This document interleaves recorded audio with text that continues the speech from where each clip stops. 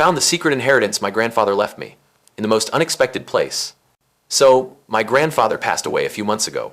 He was the quiet type, never talked much about money or property. I assumed his house would go to my aunt, since she'd handled all his bills. One Saturday, I was helping clean out his old study. Dusty books, faded maps, a mountain of old letters. I found a small, locked wooden box shoved behind the filing cabinet. There was no key. I thought it was probably just knickknacks, but something made me pry it open with a butter knife. Inside were several envelopes, each labeled with my name, neat handwriting, for my name when the time is right. My heart started racing. Grandpa never said anything about this. What is it? I carefully opened the first envelope. It had a single sheet of paper and a bank statement. Not recent, decades old. There were also small deeds to plots of land I'd never heard of.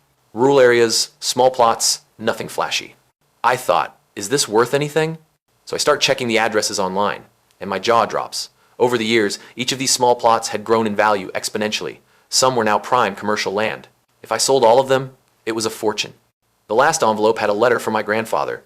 He explained he'd quietly invested in land all over the country over decades, always in small increments, knowing I'd eventually notice.